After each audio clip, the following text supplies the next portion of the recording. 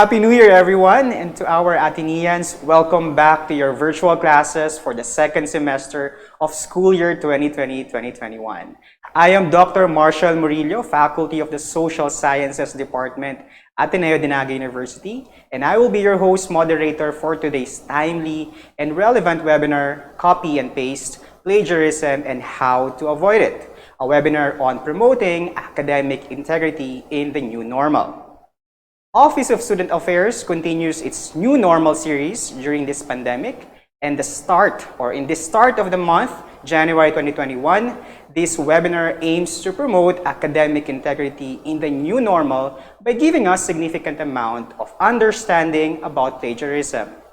So to formally open this online event, may I call on the University Choir to lead us in the invocation.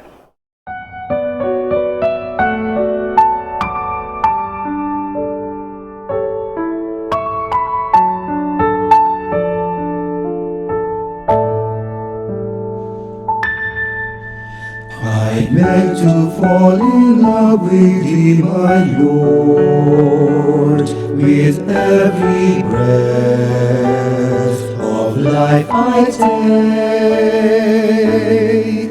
I beg to fall in love with Thee, my Lord, its every beat I to Thee forsake. For even if my thoughts fall short of knowing You, and even if my will runs terrified, Your passion flings the darkness of my soul, sheds its light, breathes its life, stills the murmur of the night. I beg to fall in love with Thee, my Lord, with every breath of life I take. I beg to fall in love with Thee, my Lord, its every beat I to Thee forsake. For even if my heart falls short of loving You, and even if my spirit hides away, Your love for me surpasses all my fears. I do, all I do, all I am, all that I can ever be. I beg to fall in love with Thee, my Lord, with every breath of life I take. I beg to fall in love with Thee, my Lord, its every beat I to Thee forsake.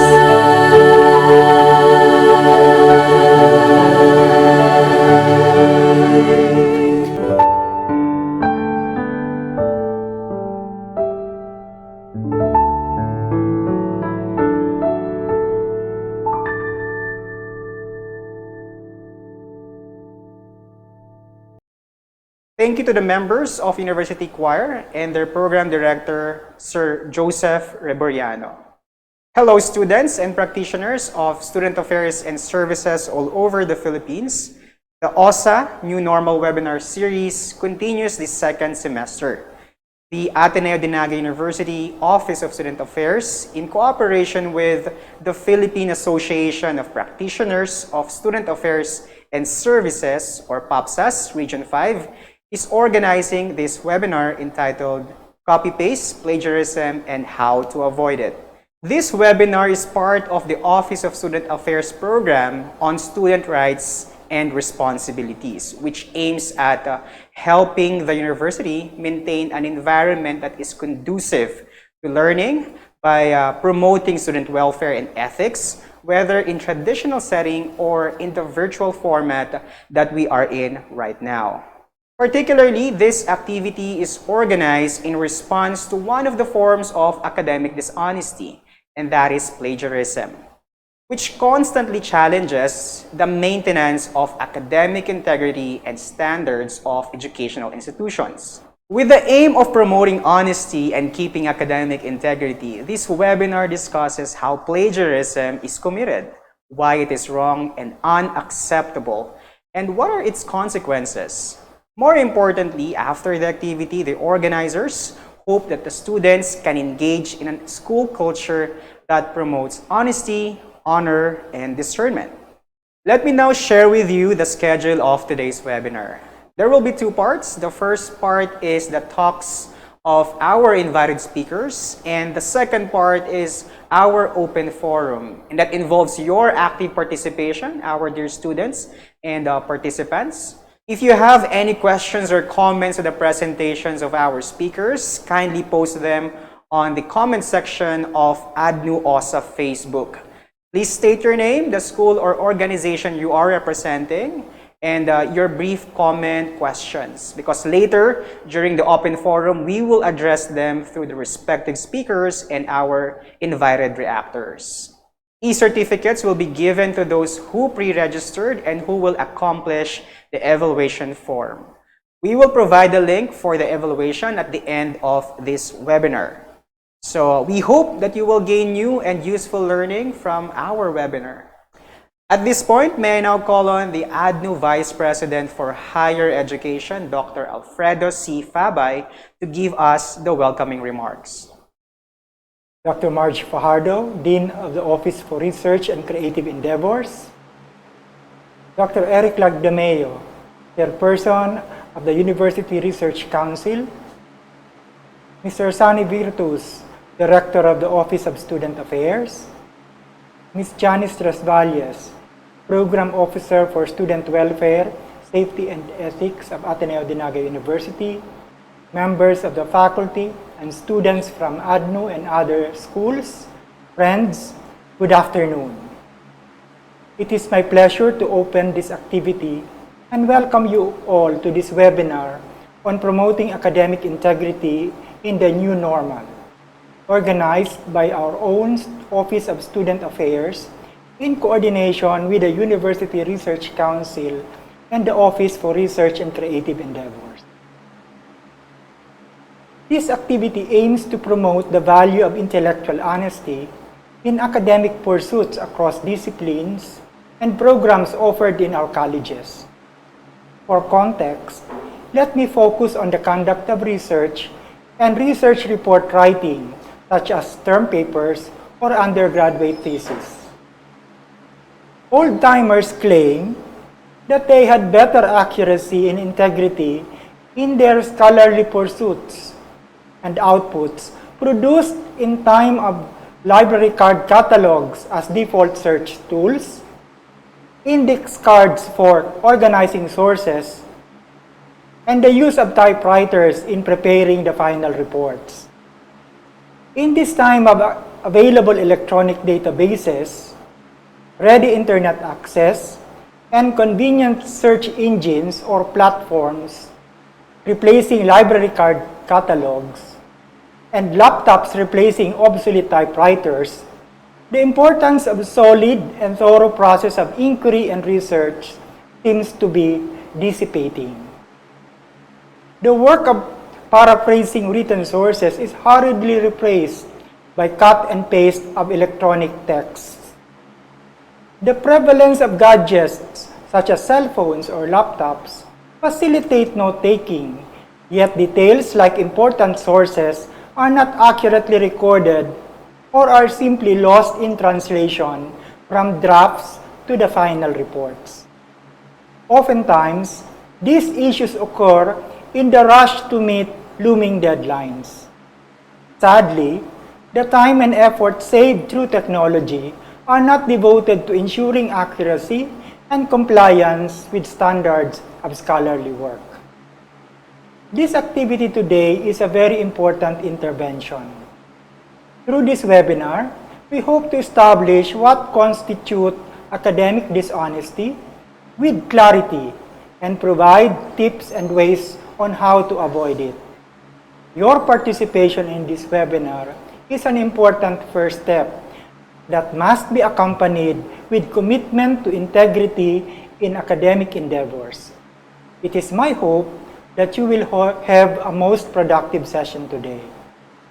I would like to thank the organizers and Dr. Marge Fajardo and Dr. Eric Lagdameo for generously responding to the invitation to serve as resource persons for this webinar today.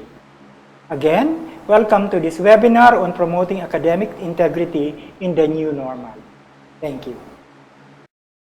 Thank you, Dr. Fabay. Now let me introduce to you our first speaker. Our first speaker is a researcher, writer, and teacher. She graduated cum laude from Ateneo de Naga University with a degree of Bachelor of Science in Psychology in 1994. She finished her master's degree in literature at the Ateneo de Manila University in 2000. And in 2016, she earned her doctorate degree in education from the University of Wollongong in Australia. She has varied involvements in the field of research related to critical literacy and multimodality in teaching and learning. Her work, Cohesion and Tension in Tertiary Students' Digital Stories, Implications for Teaching and Assessment of Multimodal Compositions, was included in the book on multimodality across classrooms, learning about and through different modalities, published by Routledge in New York in 2019. She recently presented a paper entitled "The Headline Seems to Be a Clickbait: How Students in a Philippine Region Verify the Credibility of Online Information" at the 10th International Virtual Conference on Asian Studies at the Ateneo de Manila University. Currently, she is the Dean of the Office for Research and Creative Endeavors at the Ateneo de Naga University, where she also teaches both at the undergraduate and graduate levels. Ladies and gentlemen, please welcome Dr. Margarita Felipe-Fajardo.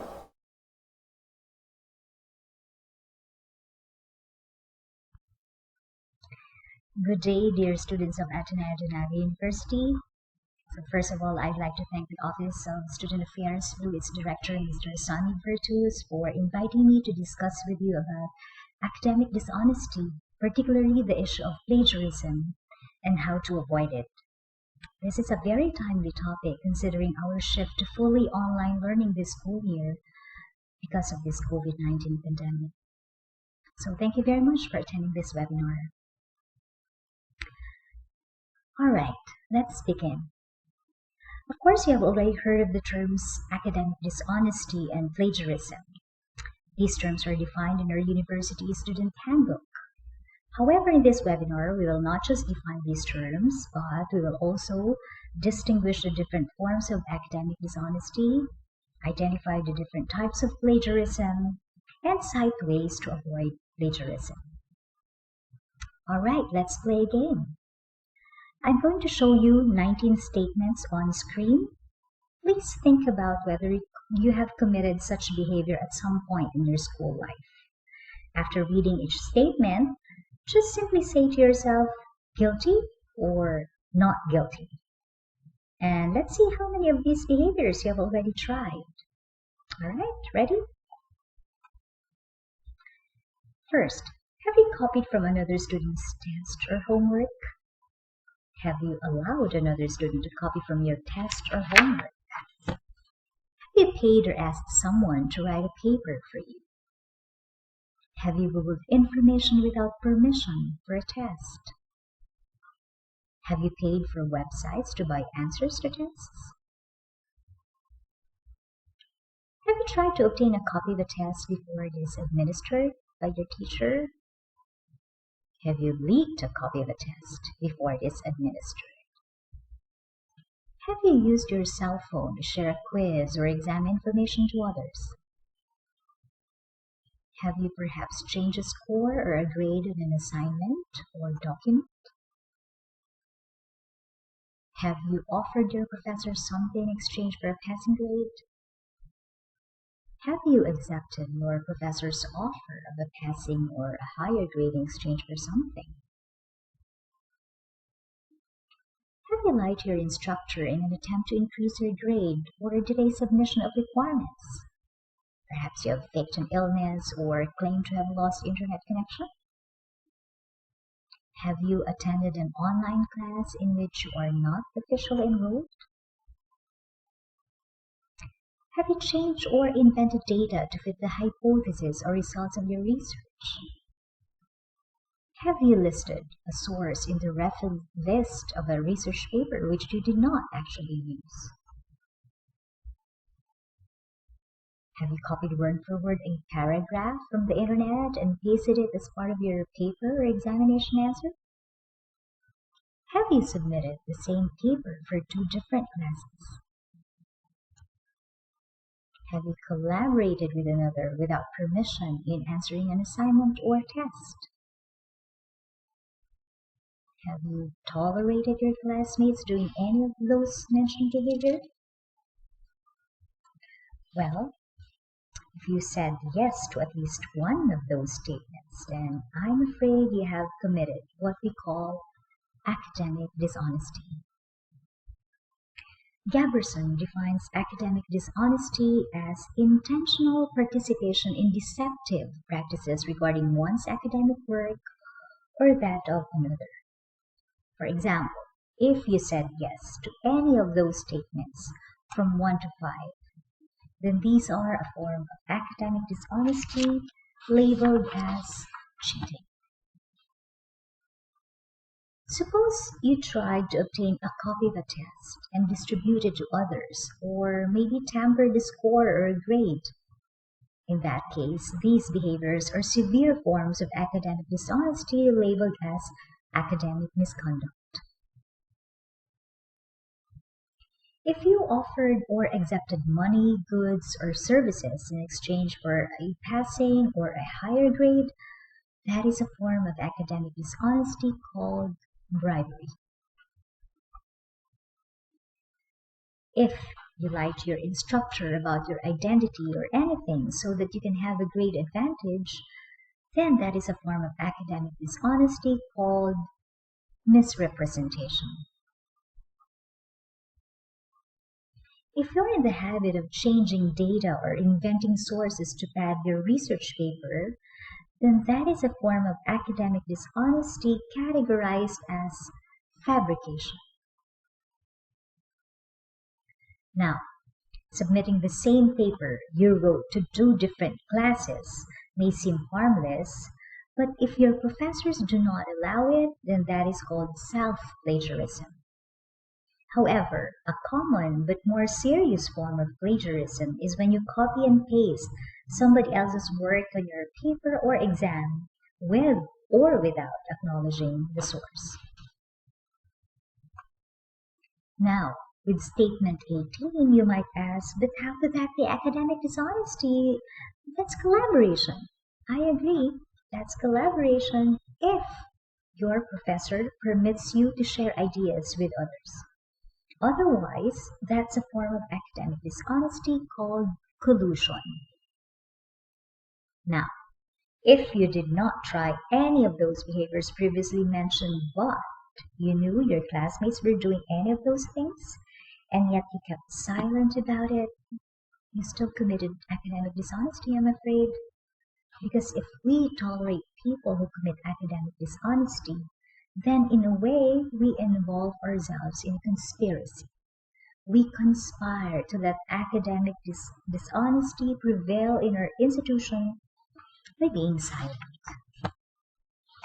Now, of all the academic dishonesty forms which I have mentioned, which one do you think is the most commonly committed by students, as admitted by them in surveys? If you point to plagiarism, then you guess it right. In a study in one university in South Africa, 90% of undergraduate students admitted to engaging in plagiarism at some point in their university life. So what exactly is plagiarism and how do we avoid it? Owens and White define plagiarism as the use of another author's words or ideas without appropriate acknowledgement. Be careful because you could be accused of plagiarism if you deliberately present another person's work as your own, you carelessly misacknowledge a source through incorrect or incomplete citation, or worse, you fail to acknowledge a source. But don't worry because they say that the first step to changing one's behavior is to be aware that it's not ethically or morally acceptable. So by being aware of what's appropriate and what's not, then we can begin changing our ways. So, what are the forms of plagiarism? Many forms of plagiarism can be categorized into two types. First, there's what we call intentional plagiarism. Intentional plagiarism is the deliberate copying or claiming of others' work without the source or using quotation marks. Intentional plagiarism comes in many forms. For example, we commit verbatim plagiarism when we quote word for word from the source without citing the source or using quotation marks. We commit concept plagiarism when we take ideas or methodology from another source and claim it as our own by not citing the source. We engage in uncited paraphrasing if we use our own words to describe someone else's idea, but without citing the source. It is also called an uncited quotation when we do not cite the source of the quote.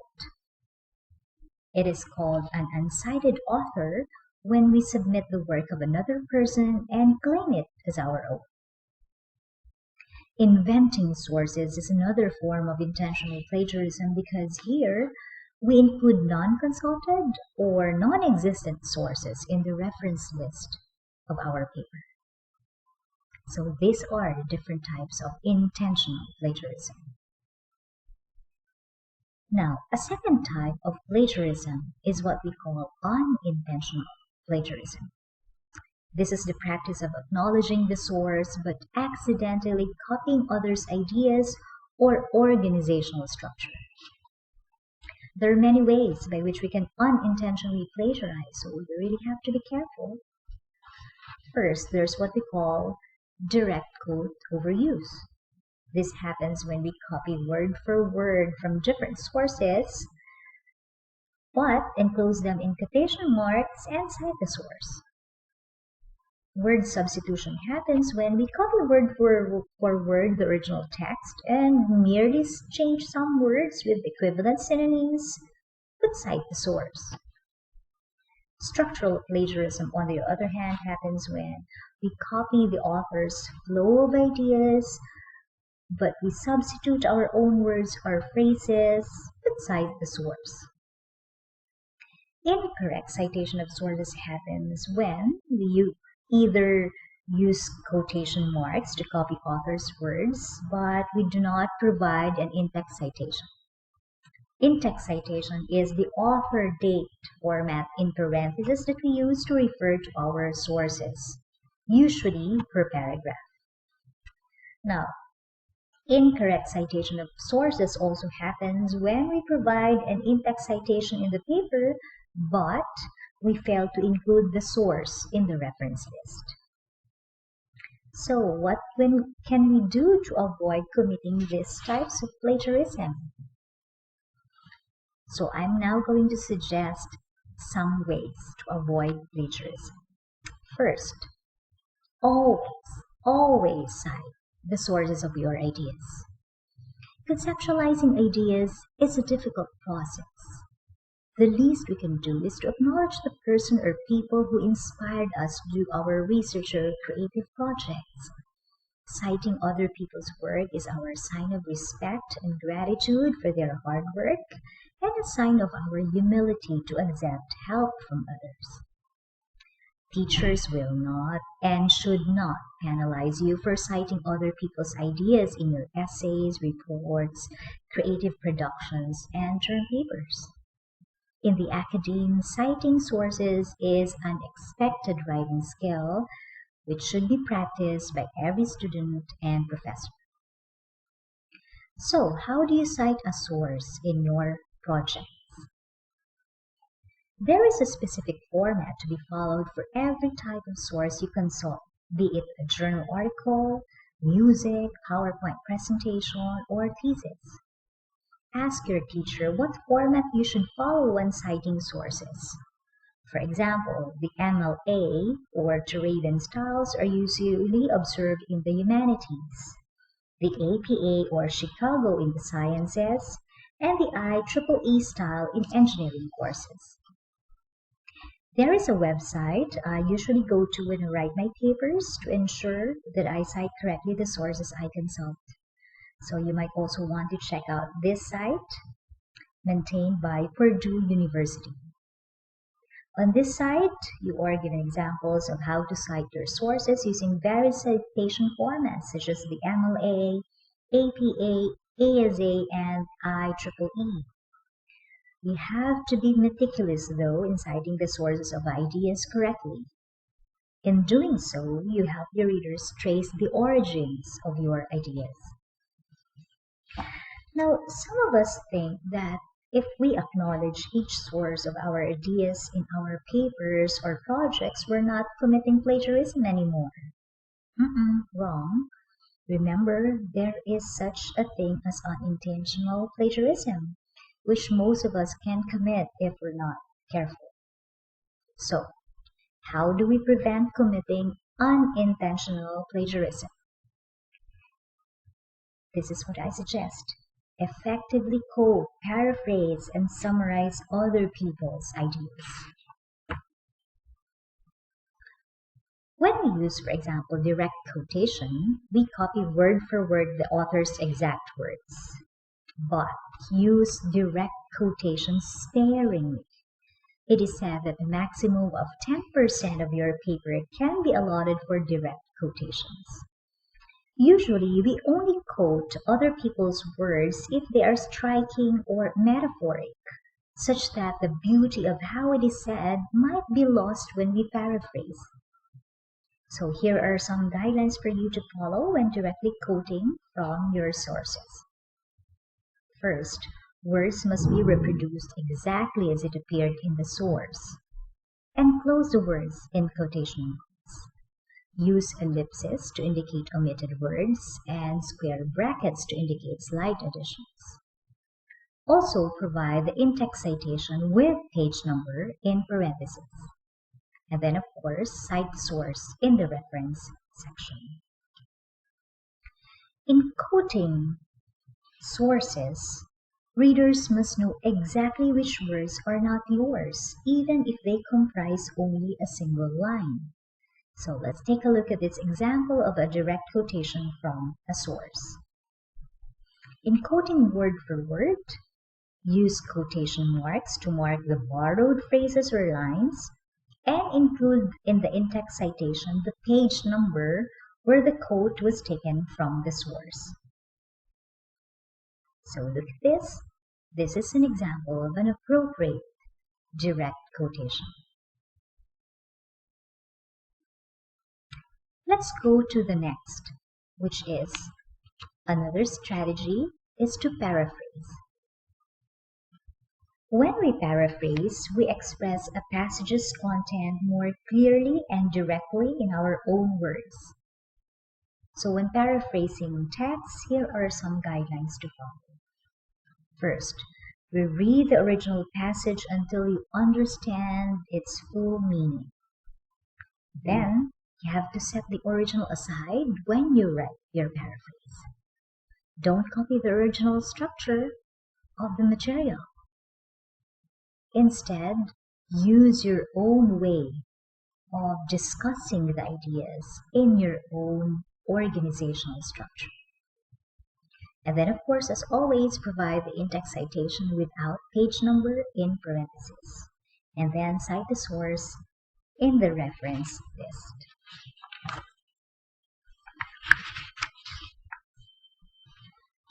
However, remember not to paraphrase too closely, because you can be accused of unintentional plagiarism if your readers can match your words and phrases with the original.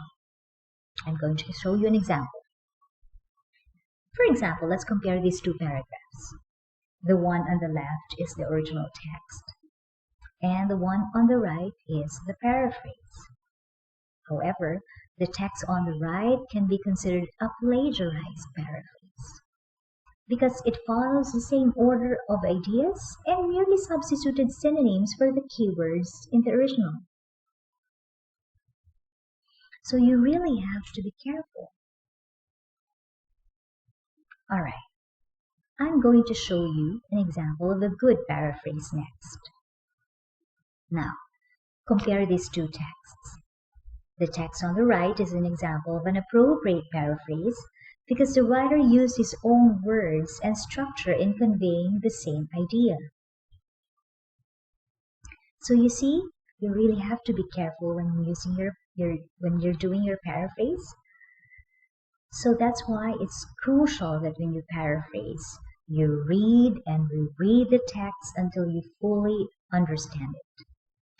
And then close the book, okay, or the original text. Don't look at the original text as you paraphrase to prevent you from being faithful to its phrasing. And then when you are done, compare your paraphrase with the original text and see if you can find a striking similarity. If so, try again. Now we go to the next way to avoid unintentional plagiarism, which is to summarize the source instead. When summarizing sources, we express the main idea of the source using far fewer words than the original.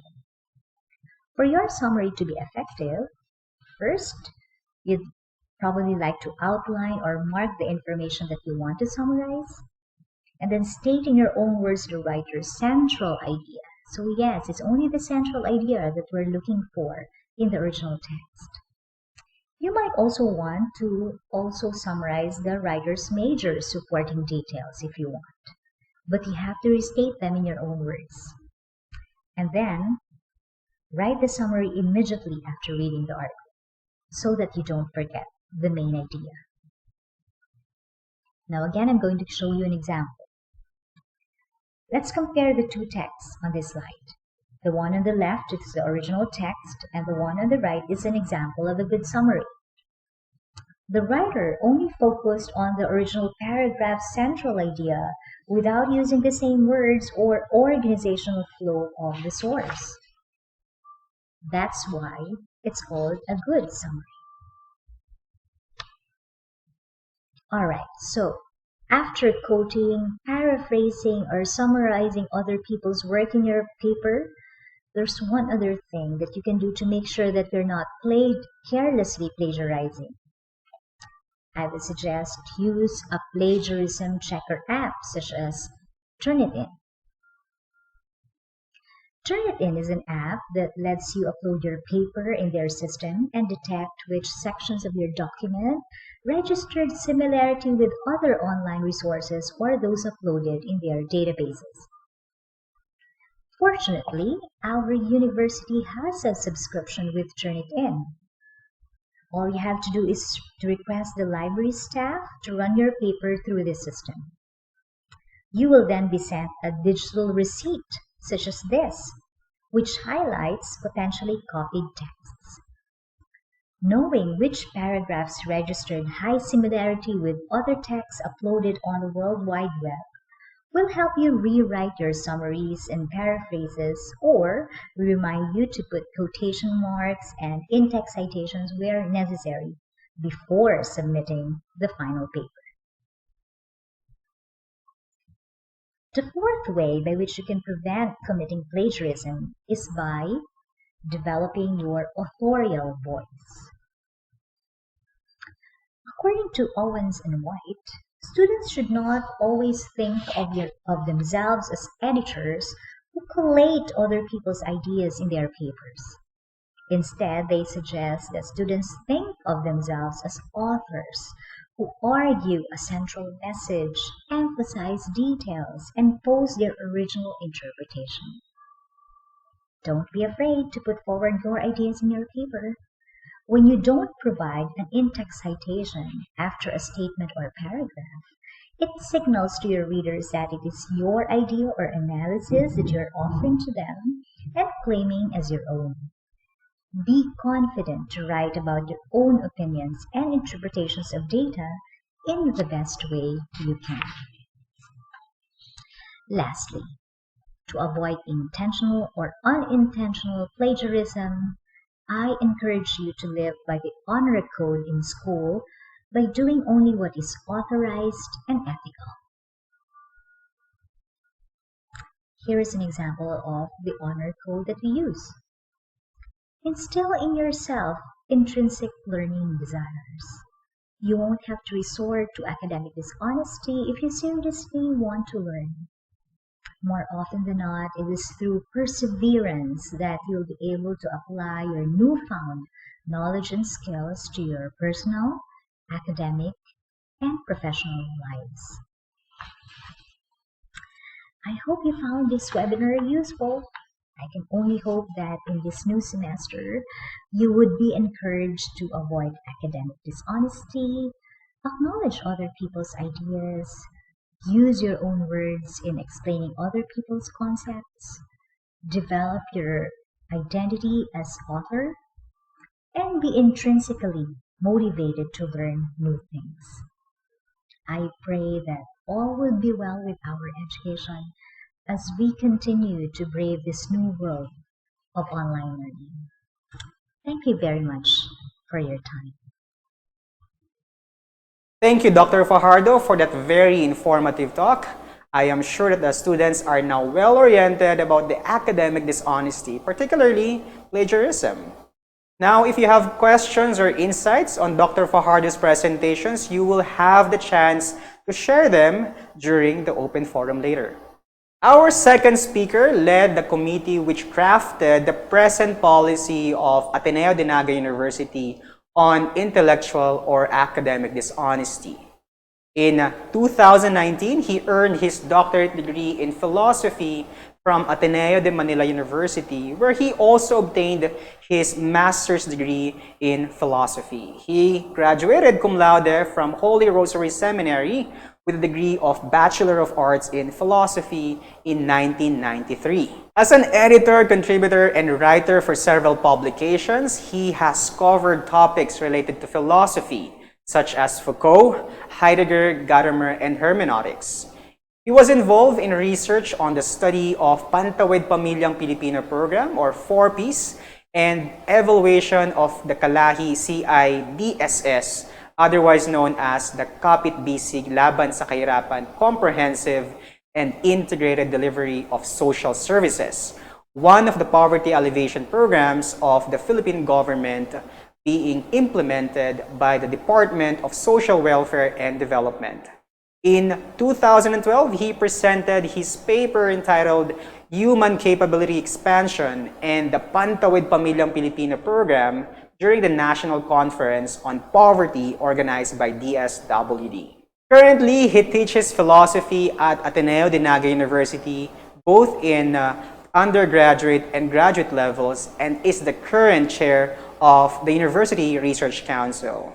I now give you Dr. Federico Jose T. Lagdameo.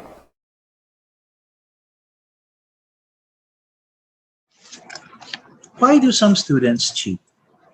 This is a question which seems to have an obvious answer. These students cheat because they want to get a higher grade than the one they would get without cheating. However, there are actually other important considerations in assessing and taking account of this behavior. Good afternoon and hello to everyone. My name is Federico Jose Lagdameo. I've been asked to talk on the reasons and motivations, even conditions that contribute to or allow for the commission of academic dishonesty. by the Office of the Student Affairs of Ateneo de Naga University. While I will draw on the empirical research conducted on this issue in order to throw light on it, I will preface my discussion with the assertion of a fundamental ethical principle. That principle states that we are fundamentally free to make choices in a contextual world, and that these choices entail ethical ownership or responsibility not only of the actions themselves, but also the effects of those actions. Hence, while the factors I'm going to discuss here may help explain dishonest behavior, they do not excuse it. All right. So let's begin then. Here, I will draw on a work that has been one of the frequently cited studies on academic dishonesty. Whitley's and Keith Spiegel's Academic Dishonesty, an Educator's Guide. In this study, the authors interviewed students and categorized their findings into 1. Factors motivating academic dishonesty, 2. Reasons for engaging in academic dishonesty, and 3. Justifications for academic dishonesty. This current slide here provides us with a view of those findings. Allow me to elaborate on them. For the first column, factors, we have performance concerns. So these refer to those motivating factors linked to worries about one's ability to reach a certain level of achievement. Included here are the intentions of the students not to fail a subject or the course, and the desire to get higher grade or even to graduate. External pressures, in the meantime, may be classified either as academic or non-academic. For the former, these include heavy workloads, readings or lessons which were not well discussed, hence forcing the student to cheat in an exam. Other students also mentioned the cheating of their classmates, which to them puts them at a disadvantage, hereby prompting them to cheat. Another is having too many tests at one time.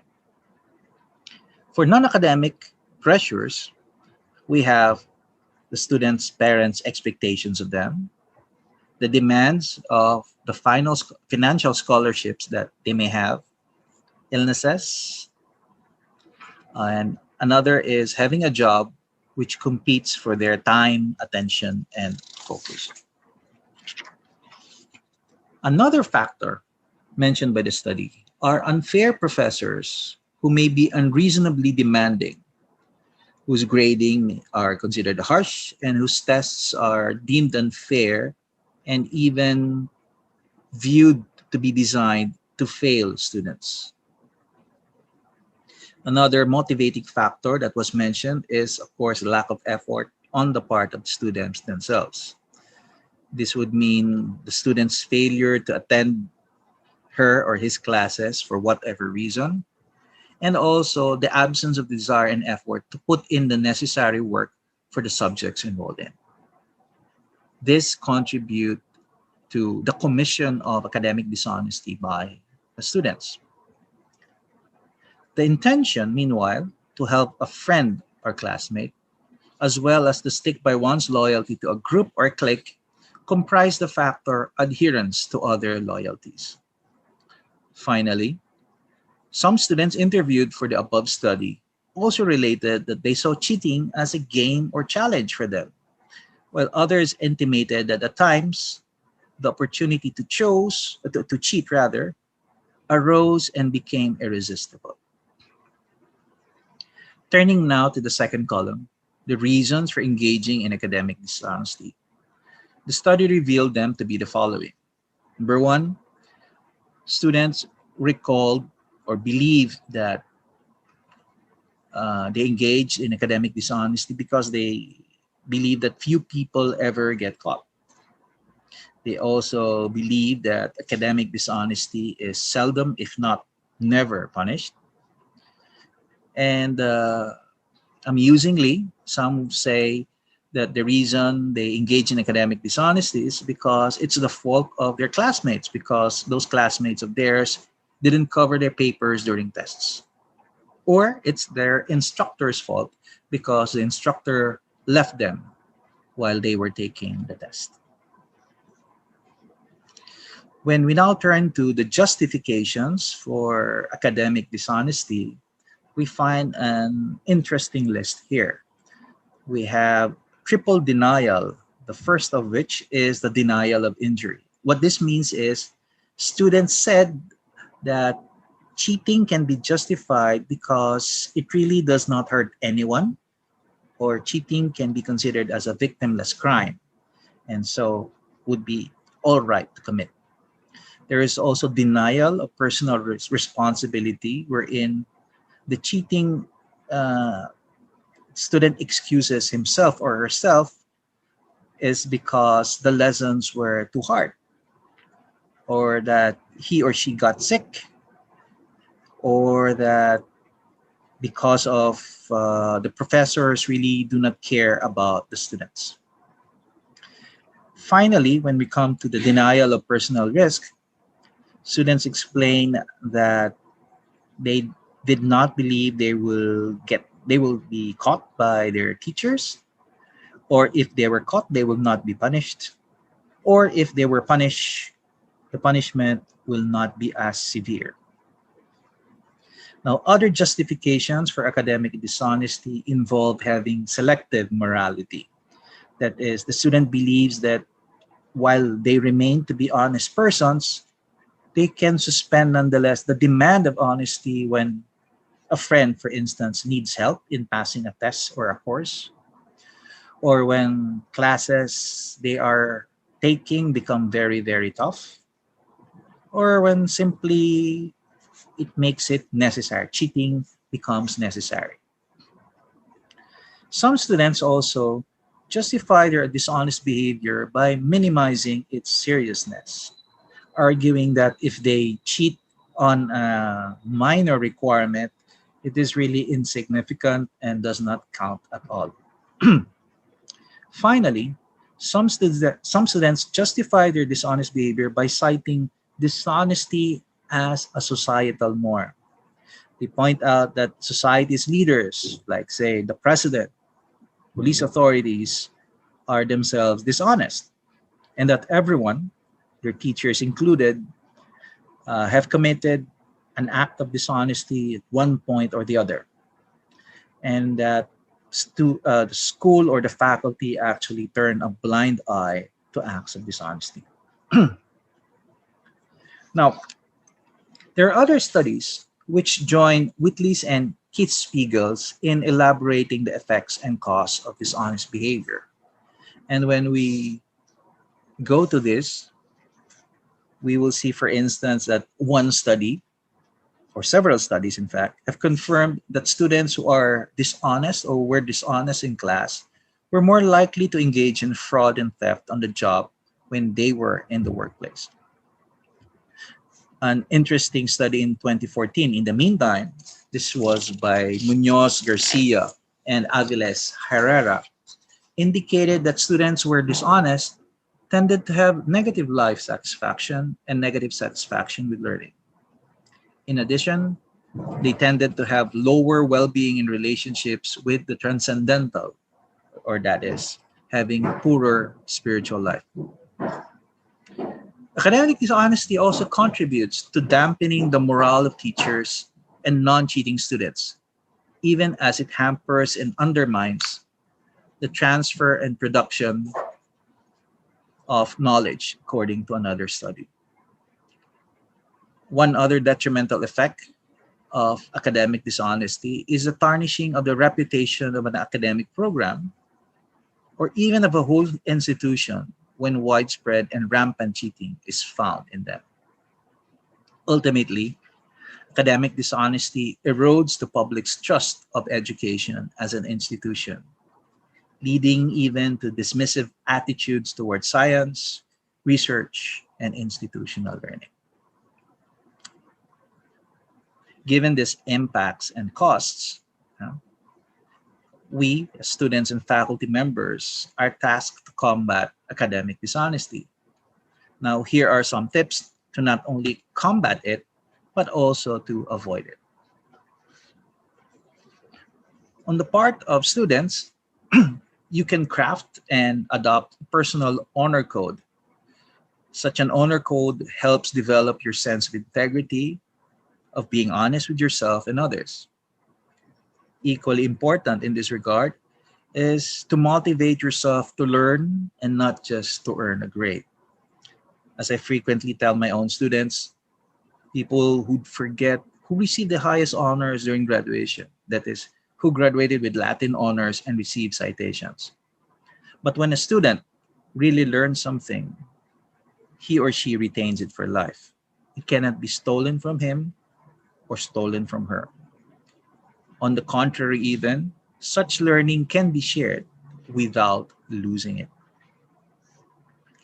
To promote further a culture of integrity at school, students must be courageous in calling out cheaters and tolerant or apathetic faculty without necessarily bullying them or shaming them in public. In this regard also, students must denounce incidents of cheating they are aware of. This conveys the message that as students, you do not and will not tolerate dishonesty by remaining silent about it. Now, these following specific tips to avoid dishonest behavior are well known, but allow me to rehearse them here. Of course, you need to study and be prepared for your exams and quizzes. You also have to learn how to correctly paraphrase and summarize. And always properly cite your sources. As you probably know by now, plagiarism is not a matter of intent. It can be committed even if one does not intend to do so. Usually, this is done out of negligence or ignorance of the proper ways of citing one's sources. For the faculty, the following would sound all too familiar. Again, permit me to rehearse them here. Foremost to my mind is, as faculty, we have to actively cultivate a culture of learning and integrity. Grades matter, no doubt, but learning matters more, if not the most. As teachers, we also have to clearly communicate guidelines regarding academic dishonesty. That is, what is acceptable behavior and what is not. This way, students will not be confused, but will be guided by what counts as right and wrong in our classrooms, virtual or otherwise. In this regard also, we have to enable our students to achieve honest behavior. For example, we have to teach them how to draft a non-plagiarized paper. We can help curb plagiarism by taking the time to teach them how to correctly write academic papers we require of them in our classes. Finally, and importantly also, we will need to be vigilant and prompt in addressing instances of academic dishonesty. The delay in recognizing and correcting such behavior risks entrenching further such behavior in our students. Let me close now by citing James M. Lang, who wrote the book Cheating Lessons. In this book, Lang writes of a fundamental orientation that needs to be corrected if we are to win the fight against academic dishonesty. Lang writes, and I quote, "Focusing the attention of our students on their grades and seeking to motivate them either by promising them high grades or punishing them with low ones should have the dual effect of increasing cheating and reducing learning. Quite obviously, with that information in hand, we should seek to construct learning environments in which students do not see grades as their primary motivators. They should be motivated instead by their interest and fascination with the subject matter, or the challenge of the assessments, or by the perceived utility of the subject matter for their lives or futures, or by some other factor that drives them to learn the material more deeply from their own internal motives." I cannot but agree with Lang's words here. The key really is to shift the orientation of our students, even ourselves as teachers, and what learning or what school is all about. I would like now, therefore, to thank you for your kind attention. And again, I bid you good afternoon.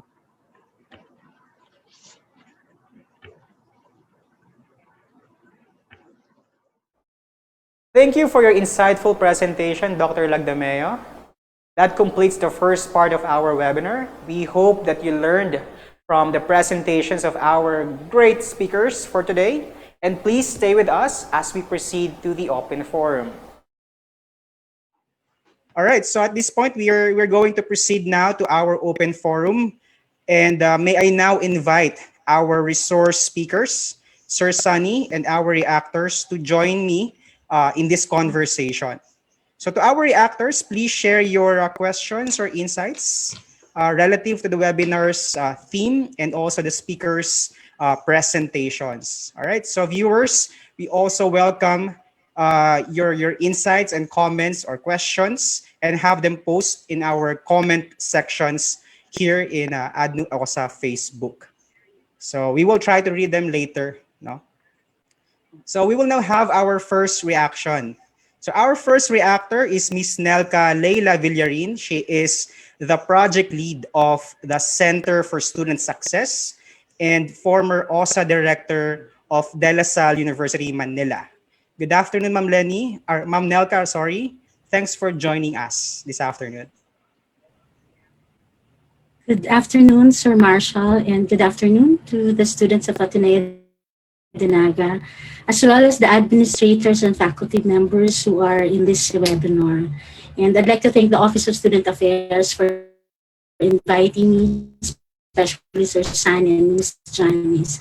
I'd like to just share a few of my thoughts on the discussion earlier by our speaker. And I'd like to start with Dr. Fajardo's presentation. She extensively discussed what academic dishonesty and actions that constitute dishonest behavior. And she also pointed out some strategies that can help students avoid committing intentional and unintentional plagiarism. I think it's very important that students understand fully these definitions and standards set by the university. And the worst thing that can happen to a student is to be subjected to a disciplinary case due to ignorance or lack of clear understanding of what is right and what is not. And in some studies, this is what actually happens to most students. Unintended actions, but certainly have made impact on the student status and the academic community. I hope that students get to appreciate the presentation of Dr. Fajardo and excellence are about. And I honestly love listening to Dr. Fajardo's soft voice. And we had Dr. Lagdameo, who started by stating a very important principle as we further discuss factors affecting students' dishonest behavior. And he said that we have freedom to make choices, to decide and act, but along with this freedom is the ethical responsibility.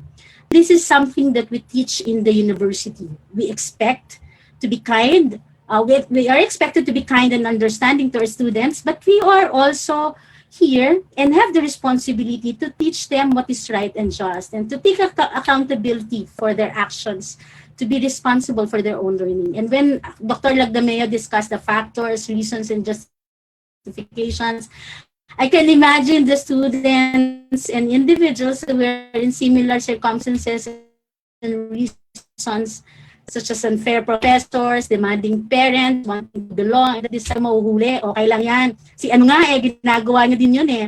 Kasalanan ni Sir yan, kasi hindi niya naman nakita. Silip lang naman, wala naman akong time, okay na to, kahit hindi naman halata.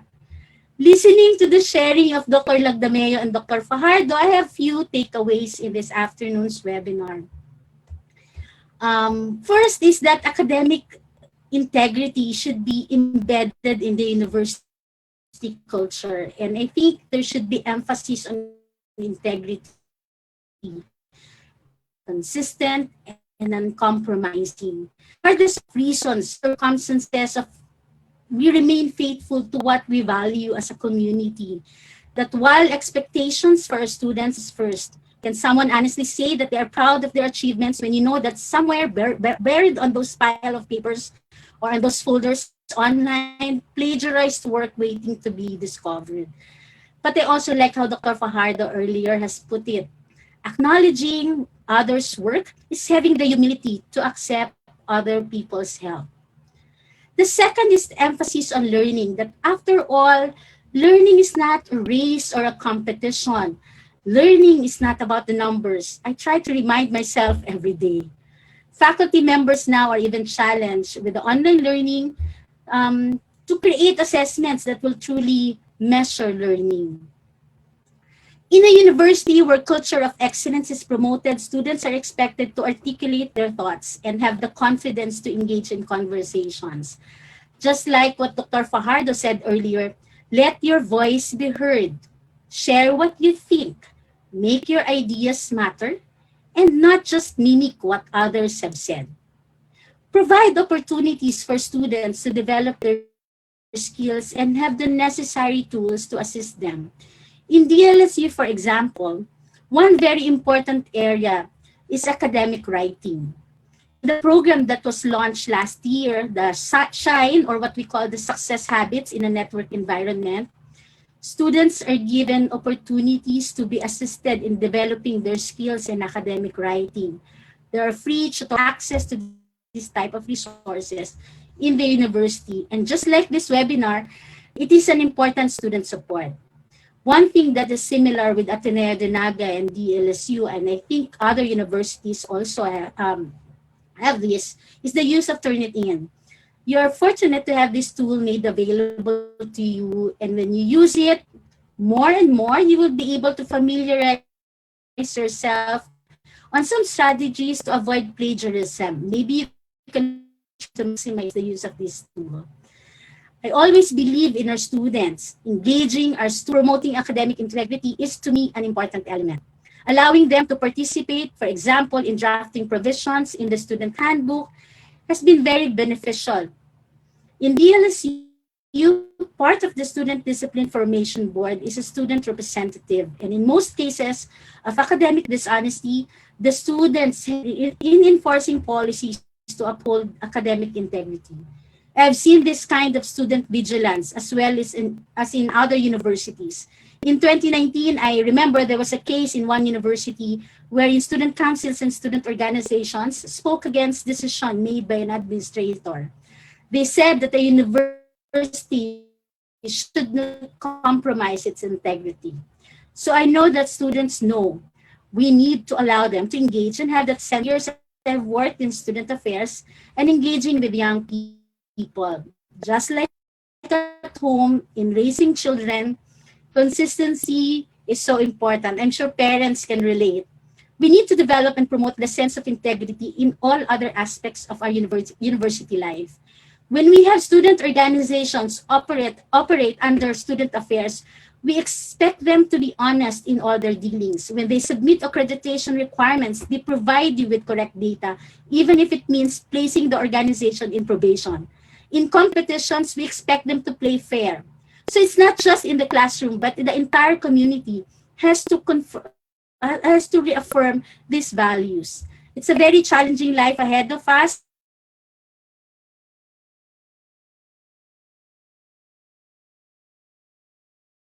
but the more there is a need for us to provide support for our students and create the community, albeit virtually, that upholds integrity. So those are my takeaways in this afternoon session. I hope the other students who are present here can very well benefit from the discussions of Dr. Fajardo and Dr. Lagdameo. And I thank you for the opportunity of being here. Thank you, Ma'am Nelka. I think can we ask reactions also from Dr. Eric or Dr. Marge if they have something to add to what Ma'am Nelka mentioned? Um, yes, thank you very much, Dr. Nelka, for those takeaways, for sharing your takeaways based on our presentations. Indeed, you're right, ma'am, that promoting a culture of integrity should really be felt by the students and encouraged by the institutions, not only in the classroom, but yes, all across our endeavors in the university. So we thank you, ma'am, for again reminding our students as well as our professors to keep that value burning in our hearts, because after all, our role is to actually learn, and learning should be done through ethical and moral means. So thank you, ma'am. Okay. Thank you, Ma'am Marge. All right, so thank you again, Ma'am Nelka, for our first reactor this afternoon. Now let's move on to our second reactor. Our next reactor is Mr. Adrian Virimodo, Faculty of the Philosophy Department, Ateneo de Naga University. Hello, Sir Adrian. We would Hi. like to hear your thoughts about this topic. Hi, thank you, Dr. Marshall. First, I would like to thank Dr. Eric and Dr. Marge for their, as always, very insightful sharings. Okay, and as always, I really proudly claim that they are my teachers. So I'm just glad these talks were not, we're not that in topic before. I could have been very, very afraid submitting my papers to them. Okay. Well, I actually, I readily said yes to the invitation of the OSA for this event because, um, well, just last semester, it's my first time to actually submit an actual plagiarism case.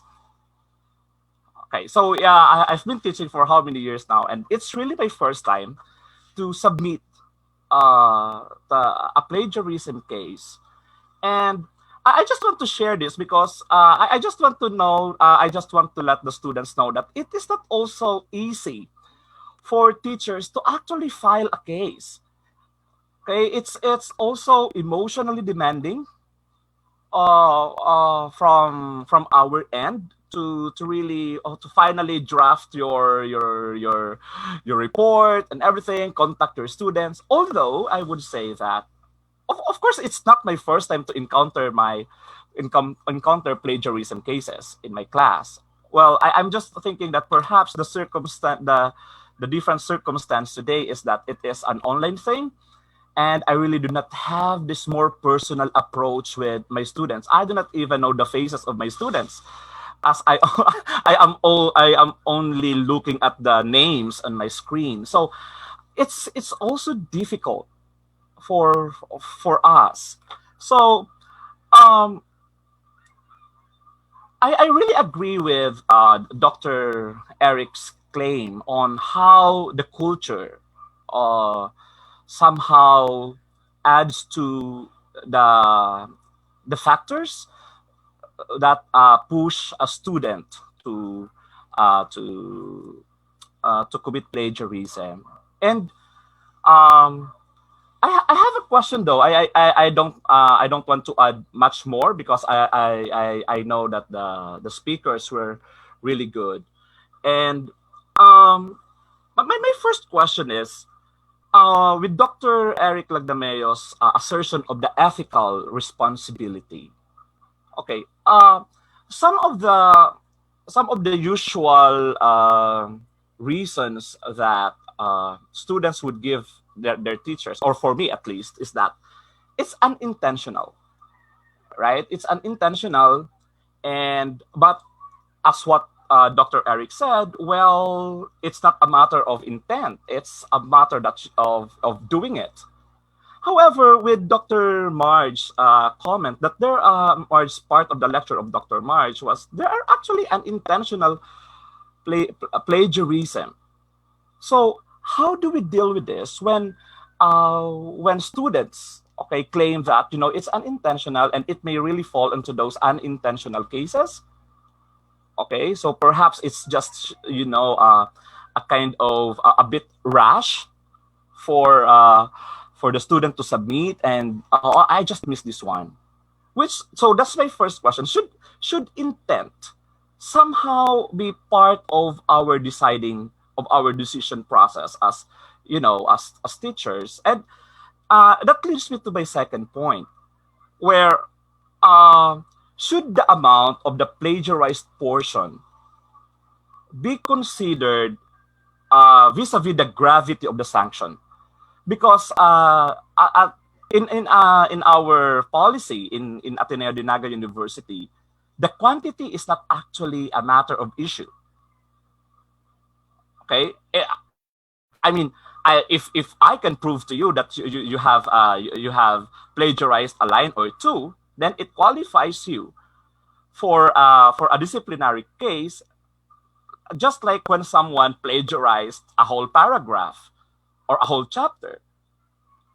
Should it also be an ethical case that we should consider in deciding uh, the application of the law?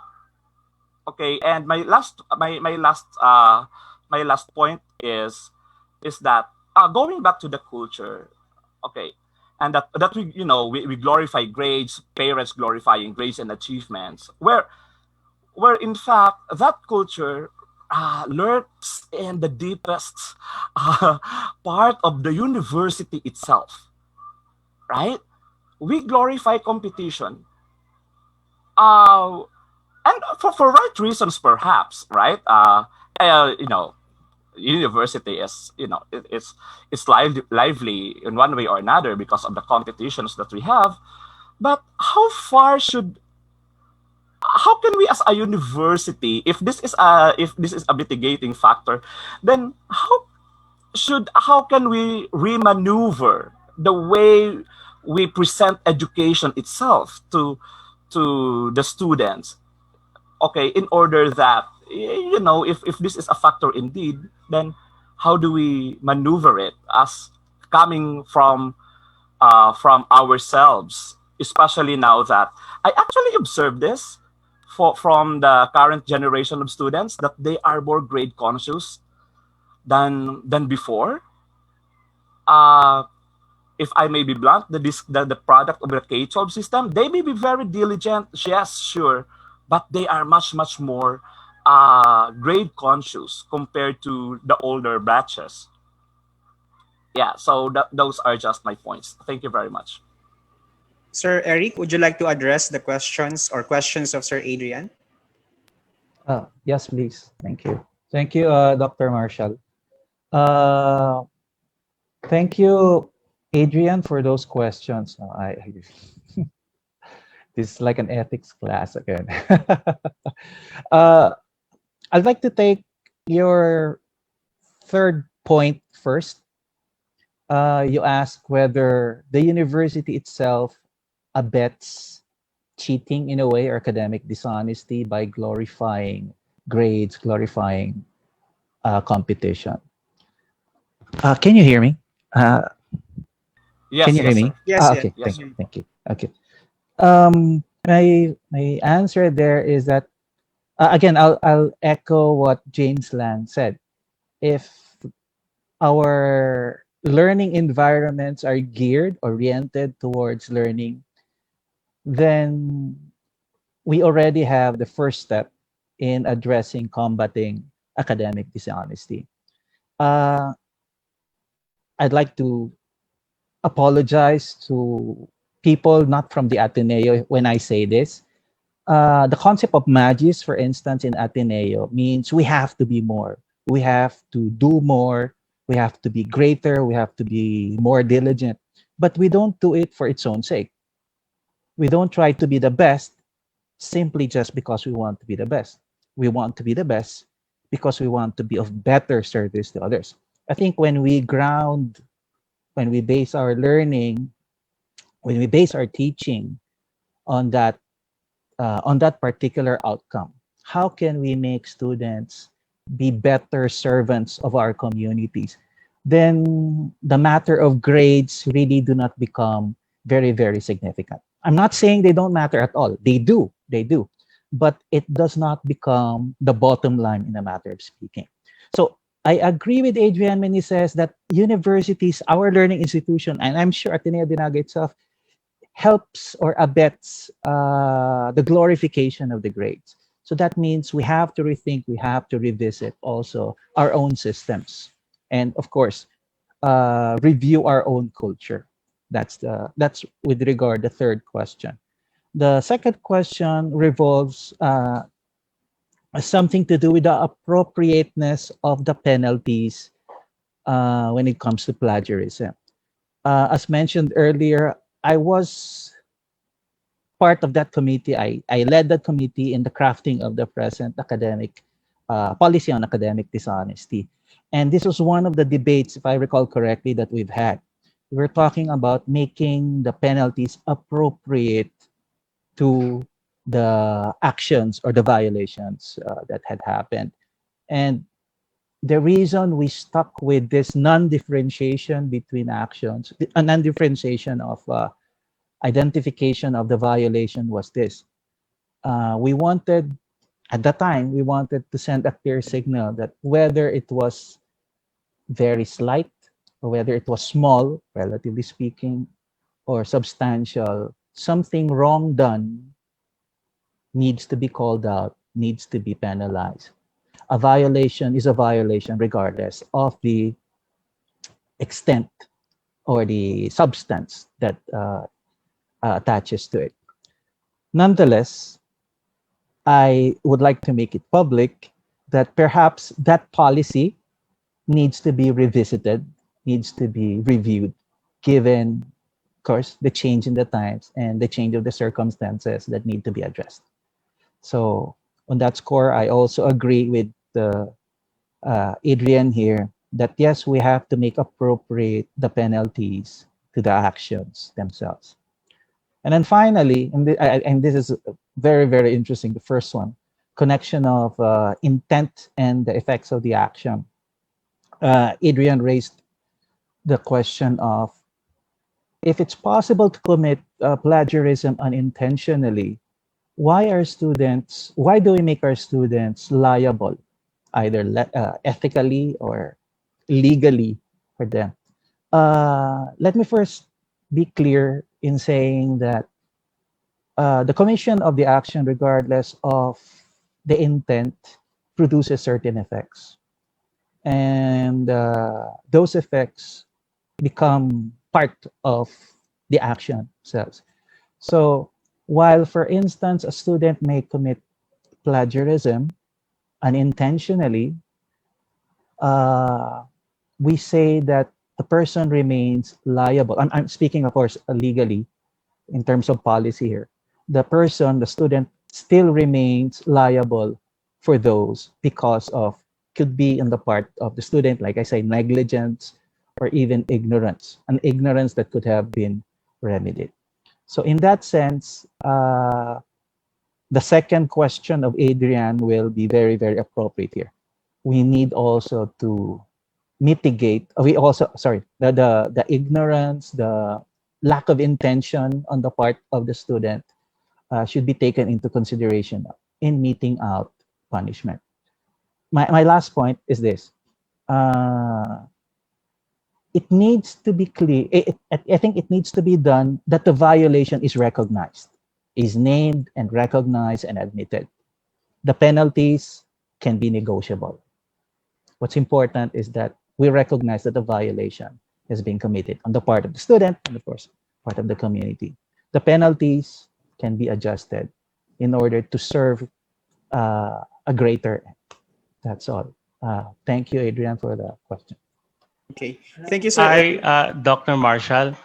I'd like to share some reactions to the questions and insights of Sir Adrian Remodo, and considering that Sir Eric mentioned about mitigating factors and sanctions.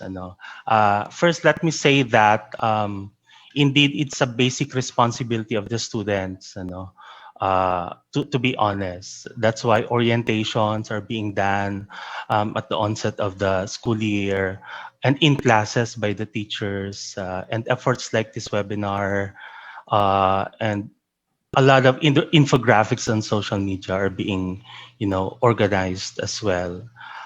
exactly to impress upon students that yung value, okay, of honesty and the policy of the university, the ethics. But yes, there should be no compromise, in defining academic dishonesty. When we see it, when we uh, find it out appropriately, we call it out. Okay, plagiarism is unethical, offensive, acceptable, etc. But before we even go to the point of school discipline, I think that considering that it actually starts within the conversation starts within the classroom. Um, it's a it should be I think a teaching opportunity, okay, for teachers, for formators, okay. Kapag na find out ng isang teacher na may instance of plagiarism, I think again, it's an opportunity for that teacher to teach the student, to help in the formation, okay. The teacher at least can help or teach the student how not to plagiarize, and a lot of other personal conversations, interactions can happen, okay, in order to help form the student, okay. And of course, there's the disciplinary process, okay. And I agree, mitigating factors need to be assessed, okay. There are of course factors that can be considered in evaluating a student who is accused of cheating, like the extent or the gravity of plagiarism committed.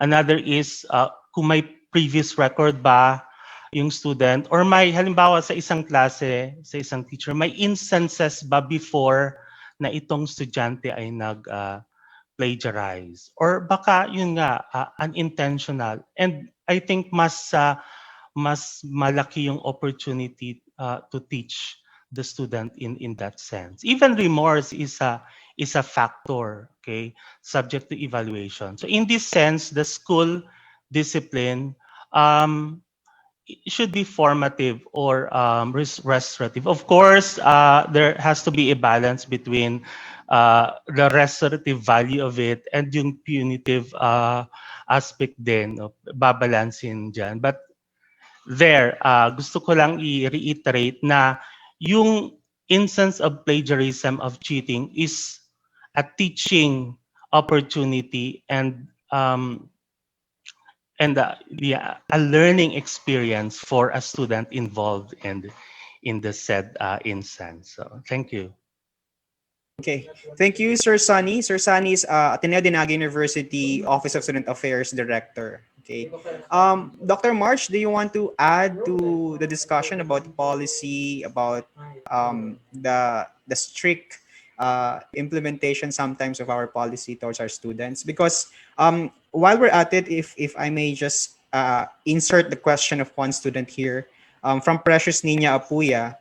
She said, how could we mitigate the student's tendency to commit academic dishonesty, whether intentionally or unintentionally, when the pressure of performance is embedded in the education system itself, which is highly merit-based now? Anyone? Actually, we still have third reactor, but I'll want to insert this because it's quite related naman, no, sa pinag-uusapan natin ngayong hapon. Ma'am Marge? Thanks, Marshall. Yes, I think that's a valid concern. So when students actually resort to plagiarism or academic dishonesty, mainly because teachers may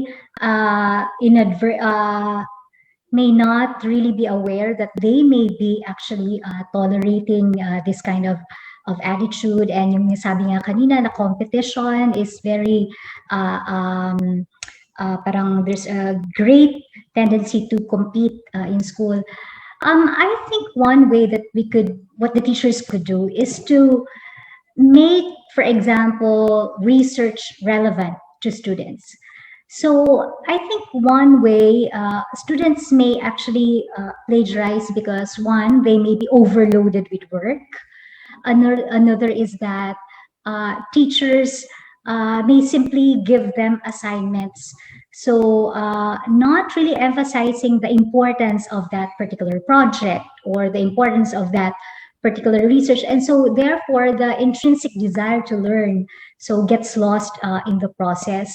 So I believe that if before giving students project, a teacher so would really emphasize to the students the benefit of this project, okay, and the ways by which they could complete this particular project um, uh, well, okay, or effectively. I think students will be more motivated to actually complete them rather than just rely on uh, quick fix. Okay, so like copying and pasting. So really, the role of the teachers is really great. So in emphasizing this academic integrity in our institutions. Thank you. Marshall, can I contribute to what Dr. Fajardo said? All I right. think one of the difficulty for us, especially in the academic institution, we treat research, thesis, dissertation as a requirement for graduation. I think what we also need to repackage it as a skill. So it's a journey. So I think that's where the pressure comes in, because if I don't submit it on time, then I won't be able to march.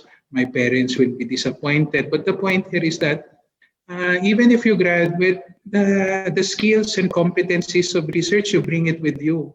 So I think the point here is that I do agree with what has been mentioned by Dr. Lagdameo, that if we integrate it in the curriculum, part of the DNA, part of the, to use the MAGIS, the AMDG, I think it becomes a value. It's not just a requirement, because I think that's the problem. We just tend to look at it as the be-all, end-all for you to get the diploma. No, I think it's one of the basic requirement as part of, same with arithmetic. And competition is, I think, as mentioned also by one of our reactors, DLSU, it's a culture. It takes time. So if we tend to capacitate or at least introduce research on the fourth year, on the second sem, the last term, then obviously the students would panic. But if at the very onset we tell them that research is integral to your learning, it's a journey, I think maybe research will be more acceptable, more enjoyable for everyone. It's a skill. Thank you. All right, so that is our third reactor, no, Sir Attorney Christian E. Rivero. He is the officer in charge, Director 3 of the Commission on Higher Education. Attorney Chris, thank you for sharing your thoughts. All right, yes, any reaction, comment, thoughts about what Sir Attorney Chris mentioned? Wala. Okay. Yeah. All right. So I think it's about time now to hear thoughts and reactions from our dear students. So we shall now entertain the questions from them. Marshall, can I just butt in? It's more of the reaction. Can I share? Go ahead. Some Go ahead, Attorney. points? I think I'll just follow through also with what was mentioned by, I think, the point 1 and point 2 of Dr. Remuto. It's in terms of the legal definition, it is tricky because kindly read the case of Justice Del Castillo. He wrote an opinion, he wrote a decision. There were many people complained that many section of the case were plagiarized, but the court said that it was technically not a plagiarism because according to the definition of Black's law, there is a need for the deliberate, and according to them, in the draft, there were the citations, but in the final decision, the citations now were omitted. So that's the decision there was no plagiarism because there was no deliberate intent. So I think you have to look at it, you have to differentiate it in the terms that it's legal. The legal definition might be different with what was mentioned by Dr. Lagdameo, the ethical requirement.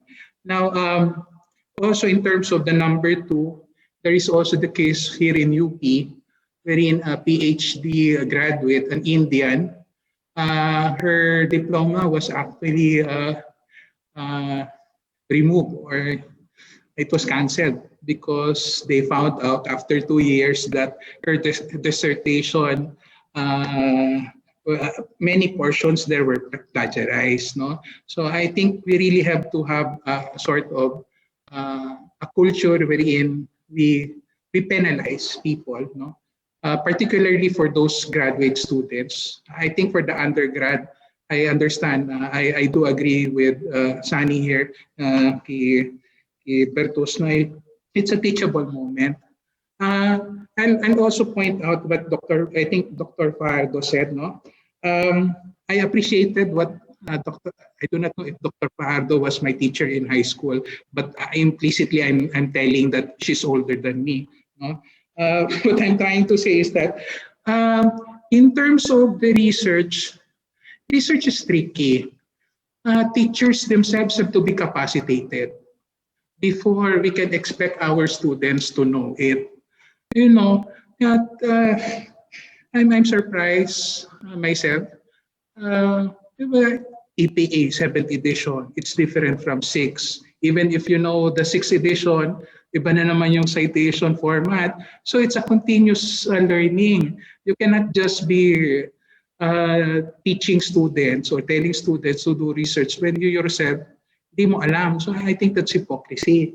So ako personally right now I'm discovering Mendeley.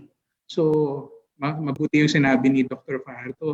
We have tools, no? So it makes life easier. But let me point this out. Copy and paste in itself, that's okay. Ang problema is copy and paste without attribution. Ang evolution naman in terms of intellectual growth is borrowing eh. Copy and paste, especially in our technology, it's very easy. I still remember when I was in high school and college, maduman ka sa library pa, saro-saro, kuminsan pinakit pa si page. No?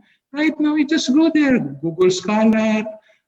It's very easy. So it's part of who we are. We cannot deny it. But the point there is it would require some portion of diligence. No? Now, I would also like to, yung kay Dr. Lagdameo, I think he's my contemporary no? In terms of age, I'm claiming it. Yes, it's very important. Ateneo, Magis. Previous to my assignment here in the central office, my job is an education supervisor. I look at the thesis and dissertation. Would you imagine, teachers, I'll get 15 pages of thesis and dissertation with 5 citations. Hindi pa alam kung MLA, Turabian, or APA.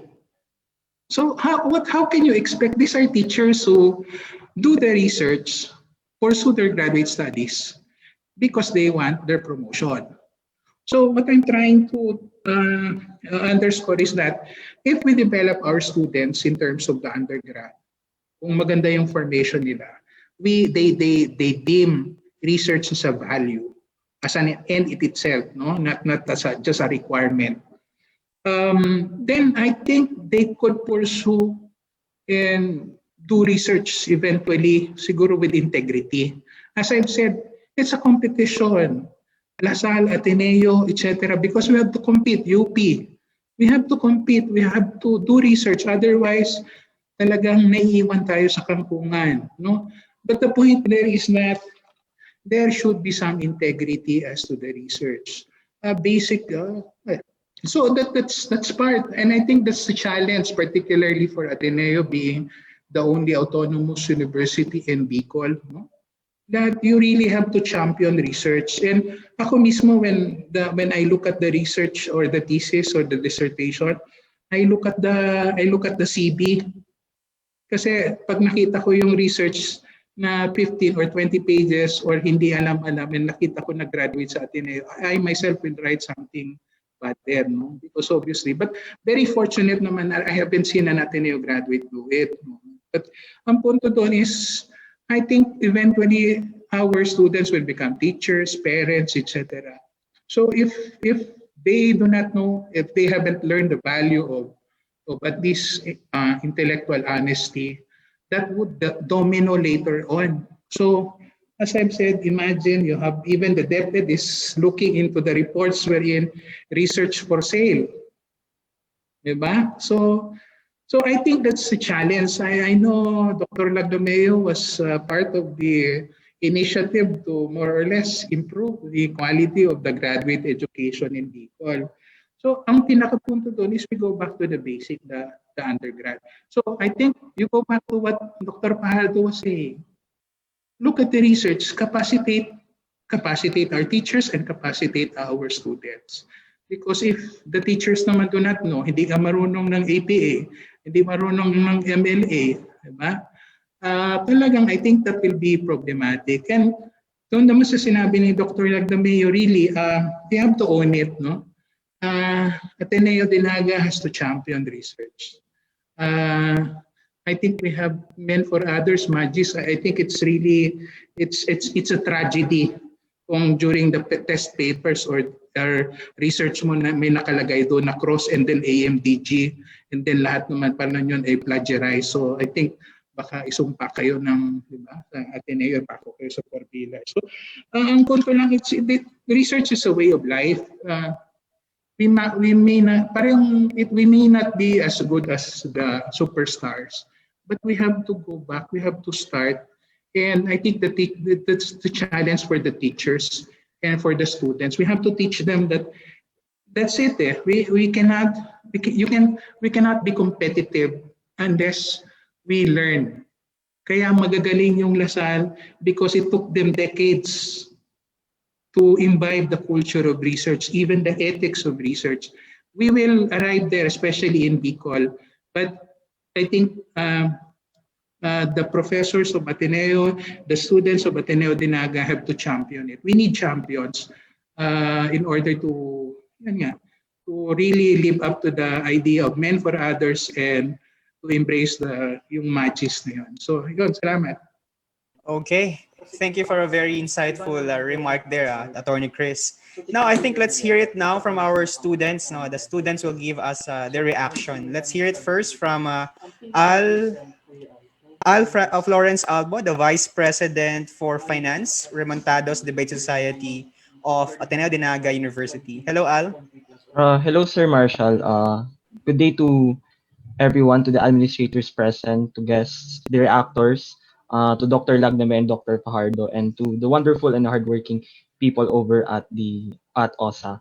I think the discussion earlier during the prior panel was one factor on why there is a culture of plagiarism is because there is much intensity into the competition between students. And as a matter of fact, I consider myself as a part of the guinea pig batch who experienced the first effects of the K-12 program. And I can really attest that inside the classroom, there's really been a rise of competition that really leads us to, pour in our best efforts to have a high grades, to get ace perfect tests in academic papers and the like.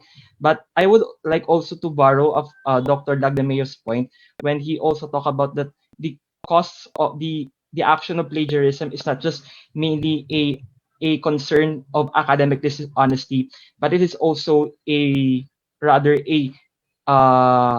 also as a moral and an ethical dilemma that everyone has to encounter. But I could also take note the accessibility and the easiness for anyone to access information because we're already living in a very technological based world. So it's very easy for us to search on Google Scholar and search on Google, and it really brought a bad light to a lot of people because the lessening of barriers of information dissemination has also opened the gates of unwanted effects, especially when people do unprofessional academic practices by stealing information in order to one's gains and advantage. So I think as a student, the natural reaction for me is that today's seminar was not just really a reminder for me as a third year student on how not on how to avoid plagiarism and to be keen in acquiring and researching information that we need for our reports and academic papers and the like. So it has been a really a open another reminder for us that for some time we have treated this concern as a simple concern that doesn't really require much of our time. But as I grew in the university, as I was exposed to a lot of people, I already was able to understand why plagiarism is really a very big concern for universities to play. Uh, I think the talk led by Dr. Fajardo and Dr. Lagdameo also made me realize that I already said this earlier that acts of plagiarism is not only a issue of academic dishonesty but also a moral and ethical. But if I can also add a political decision that we make as persons, and that the actor's decision in circumstances that someone faces really play a big role into the decision of committing plagiarism or not. But I would like to make a point to the especially to the sharing of Dr. Fajardo and Attorney Rivero, that we have the tendency to think of requirements as a matter of compliance, and I really do agree to the case of I think to the point of Dr. Fajardo when she said that there's really need for the education system or even at the university level to make activities more learner centered, in a sense that the student will make a sense of meaning on number one why he or she has to do the research or the academic paper. So as a student like me, I really put in my effort that in the time that I commit plagiarism, I don't feel genuine to the uh to the to the academic work that I did. So I think that is already an incentive for a student not to commit acts of plagiarism. But I will like also take note that like as a product of the K-12 program, I think there's already an emphasis for us on performance tasks rather than academic work. So I think that's already a one step. I think that's not really the entirety of the solution that we were looking for to avoid plagiarism. But I think performance task offers a more genuine assessment of how students learn and they understand. And although there can be still some cases of committing actions of plagiarism through performance tasks, but I think this is a one step that that the country has already taken. But I think on a more emotional level, and to conclude the sharing, I think properly citing sources when we borrow information is also an act of respect and courtesy that we show to people who painstakingly poured in the hard work to arrive on their now published ideas. At the same time, it makes you feel appreciated and honored. And the simple fact of making a citation to a person who made an idea makes a long way for for their professional development. While as a student, I can attest to the fact that there will always really be temptations of committing plagiarism because we're bounded by stress, we're bounded by family or personal problems, for example. I think I would like to borrow the entire bulk of the discussion earlier is that as students, as teachers, we have the duty of uphold academic integrity and responsibility, whether someone is looking at us or not. I think this is the best way that we can exercise or champion compassion, not only as an Atenean but also as persons as well. So I think that's the takeaway that I got from this discussion. Thank you Okay. also for this opportunity. Okay, thank you, Al. Perhaps let's just listen to all our students' reaction, and then later, as we finish this off, let's hear it once again to our dear speakers. No, okay. So our next student reactor is Chairperson of the College Student Executive Board of Divine College of Legazpi. Hello, Justin Ben Medina. Thank you for joining us this afternoon. Hello po everybody. Hello everyone. First and foremost, I would like to thank everyone in this event for sharing their thoughts. This is a privilege for me as a student to listen to the collective thoughts of various professionals. This experience would be valuable for me as I progress in my studies and would forever live on inside of me. I was listening to the talks, medyo nakaramdam din po ako ng kaba since I will also be conducting my research ngayong semester. But as I was listening, I am being reminded of what possible things can be committed in the process of writing our own papers. With this, I am able to understand the level of disturbance this would cost us, the students, who are doing many forms of academic writing. Dr. Fajardo and Dr. Lagdameo's discussion has allowed me to further my understanding that this is a serious math concern, and I have learned several lessons from this afternoon's talk. I was educated by Dr. Fajardo on the many types and kinds of plagiarism, both intentional and unintentional. Dr. Lagdameo's talk also made me realize that there is an ethical stand where there is a distinction of cheating as not a something that is not a victimless crime. This culture has tarnished the capacities of students in their stay in the academe. So being a student po, it has really been a challenge ngayon kasi like plagiarism and cheating, this is really a serious matter. We could even consider this as a pandemic that has challenged the integrity of the education standards that have existed for as long as we know. And the challenges of mitigating such concerns poses tons of challenges, not only for the institution but also for the students, including the isolation of potential variables that may contribute to its presence. And as far as we know, availability of information is just a click away, and anything can be used, may it be reliable or not, to shape one's view or predisposition about many things, especially in outputs being written coming from sources that lack validity, resulting to copying such contents and committing plagiarism. So for us, the students are in a position where their choices will fall into the category of right and wrong.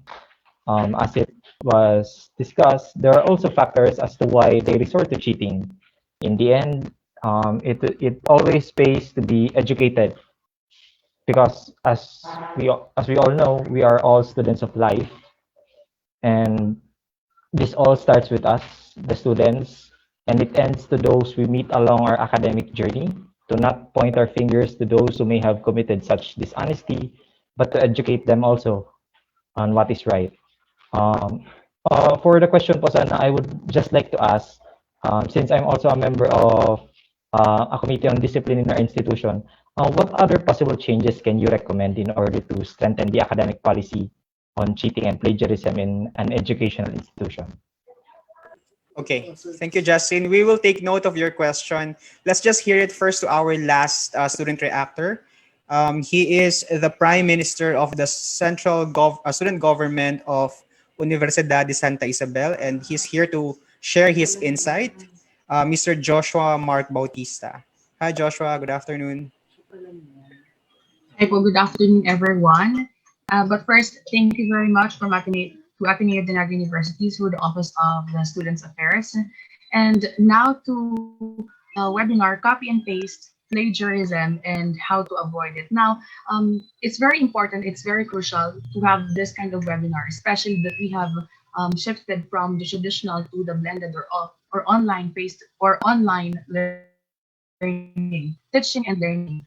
But what we need to consider with the shifting is also, aside from the students learning, is of course the academic integrity of the institution, and of course the integrity that we need to instill or to install with the students. So again, that's academic integrity is something that we should also consider when it comes to traditional or even from online or blended learning. Now, let me share the points I got from the talks this afternoon. The first talk by Dr. Margarita Felipe-Fajardo, which talks about plagiarism. Yes, it's actually correct that we need not to be ashamed of citing or referencing others' work in our paper because that is academically acceptable. And it's actually a good way to integrate that other people's ideas or concepts into our paper with whatever academic written academic research we are doing. It's actually acceptable that we cite and use others' ideas. But of course, one student should always remember to properly cite and include in the references the persons behind that majestic ideas and concepts you have used. Well, of course, that is the least thing that we can do to give credits to the author upon using their ideas or concepts into our work. Now, there are a lot of ways to use other ideas, other people's ideas and concepts like their quoting, paraphrasing, summarizing, etc., etc. But we need to, let me reiterate, properly cite and properly include them in the references, because that way we can avoid plagiarism and other and a lot of ethical laws, I guess. Now, the introduction of the turn-in application is actually very important because turn-in is an application that really helps, and it helps them from the teacher side to the student side in checking their paper. Well, of course, aside from the turn-in application, there's a big responsibility that the teacher would be embodying or will be taking part in the research, because the teacher will be the one who will shape and to guide the students in conducting the research and with whatever what is included in the research. So the teacher's participation is very important and it's very crucial. And yes, a while ago there are discussions about the teacher should always be familiar and should always or should continue learning, because yes, there are a lot of new ways of I mean the APA is already improving. Now there are a lot of things that that the teacher should learn, and that learnings should be also be mediated to the students, because as education or learning is continuous, teachers and students would learn from each other and in the process of research. Now, the second talk by Dr. Federico Josetti Lagdameo. Now, the talks about the causes and impacts of academic dishonesty. Now, one point that is really supposedly to be mainstreamed is that academic dishonesty is really getting somewhat being a norm, or people are getting used to it. But that is something that we need to bring to the mainstream, that academic dishonesty should not be normalized. We should stop normalizing academic dishonesty because, of course, it negates the ethical standards that we have existing in the community or in the society. Now, students who are now there is this quote or line that I got from the speaker, Dr. Lagdameo. Students who are dishonest in class are more likely to engage in fraud and theft on job when they enter the workplace. Well, that is actually correct. When in your years in in high school or in your latter years, if you commit and continue to do academic dishonesty from high school to college, you would of course bring that aspect to your workplace. So if you cheat, if you commit academic dishonesty before, of course, the tendency is to bring it to the workplace or to anywhere you go. So here comes now the best part of the teacher, the role of the teacher. If you see or there are actions of academic dishonesty and cheating, the role of the teacher is of course to directly cut that morality, because that is unethical and that is not acceptable. So as you can see, there's a very big responsibility that that the teacher is carrying out. Calling out academic dishonesty and cheating is among those. Now, of course, if you have this sense of desire to really to do research, you will have this sense of confidence to really dig deeper on this on your topic, or yeah, on your topic. And of course, doing or engaging yourself in academic dishonesty would be your least thing that would come in your mind. Now, if well, if we cannot avoid it, like unintentional plagiarism, unintentional academic dishonesty, there are instances that there's this consciousness that are in our mind that is telling us that we are not that confident in presenting the research that we have made, because there's this conscious mind that is telling you that some part of it you are not certain.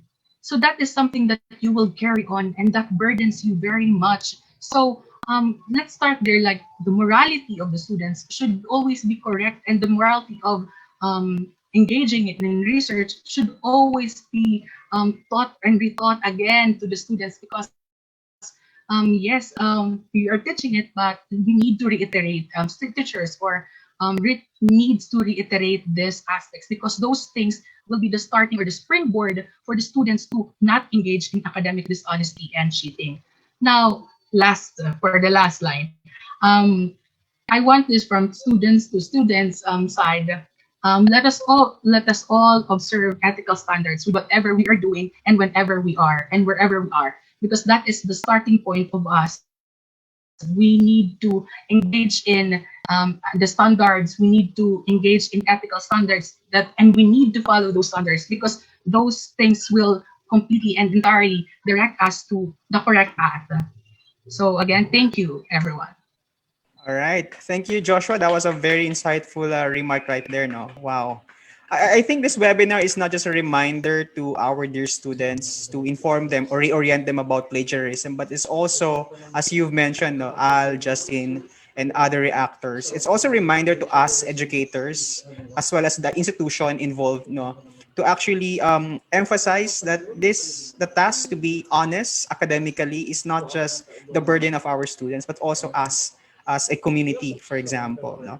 We do have a lot of comments, reactions, and questions in our ADNO OSA Facebook group, but because we have very limited time, no, I'll just, before we ask the comment from our speakers, let me just also emphasize that some of the comments or questions, sabi kasi dito, halimbawa, Limuel de la Rosa, he said that there are aside from the pressure of the students to be very competitive, there are also some pressures, for example, or pressures exacerbated by the fact that we're online, that people, the current modality of learning coincides with numerous issues, no, like loss of internet connections and recurring power interruptions. At the same time, the pressure to perform.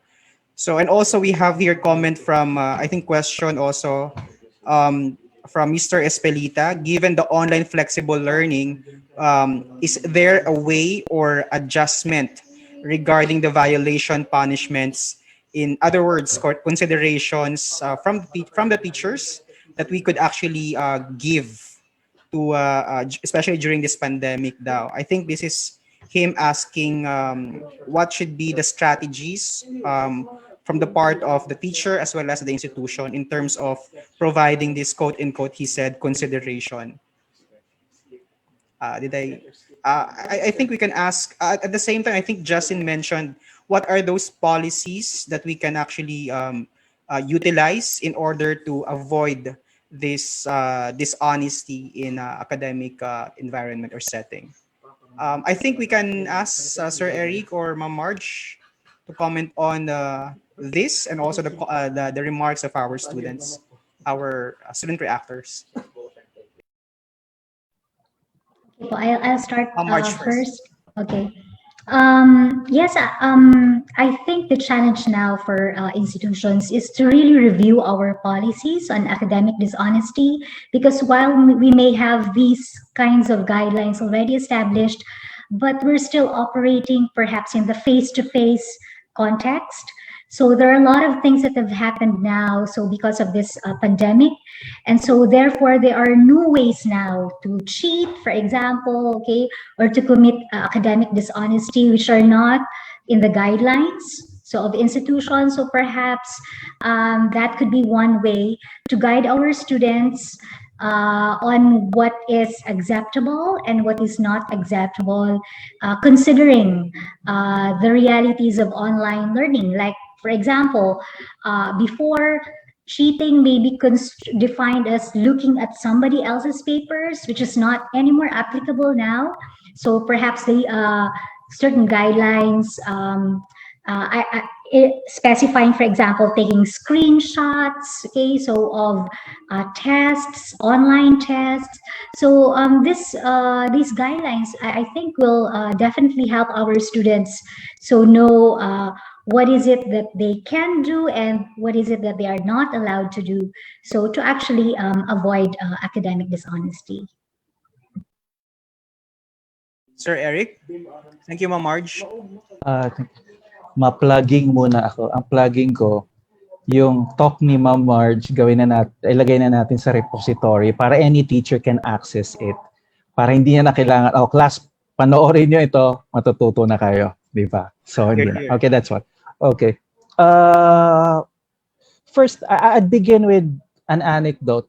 When I was younger, a lifetime ago, we were taught to memorize the multiplication table. I was able to manage the multiplication table up to 1 to 9. Okay, so it has stayed with me.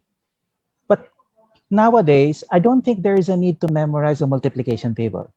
Because in the real world, if I may say so, if I am met with a mathematical problem, mathematical equation, what do? I flip up my phone, turn on the calculator, and let it do the calculation. My point is, in real life, we try to leverage the available technologies that are available to us in order to deal with real life problems, to deal with real life situations. I think when it comes to the issue of intellectual dishonesty, plagiarism, we have to recognize the circumstances that we find ourselves in. Number one, we are drowning in information. Ang dali-dali kumuha ng information. So that in itself, of course, may problema siya, no? Yun na nga, ang daling kumopya. But maybe we can tweak that situation. We can use that situation to precisely teach real-life competencies to our students.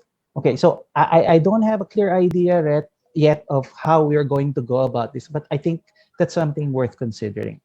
Something more practical when it comes to teachers and students and administration in schools, I think we have to begin with trust. We have to trust our students. We have to begin with the notion that our students are honest. Okay, and not begin with the notion that our students will cheat. So therefore, we have to lay these rules in place. Diba? We also have to ask what our education is for. When we put a premium on competition, on grades, let's try to get a bigger picture of what this is all about. Diba? Are we serving, is our educational system merely serving market forces?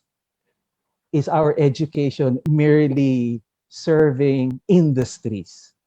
Pag ganun ang takbo ng edukasyon natin, malaking issue yung cheating. Kasi ang hinahabol natin doon kagad, yung output. Diba? No matter what happens, no matter the process, basta nandiyan yung output, okay na.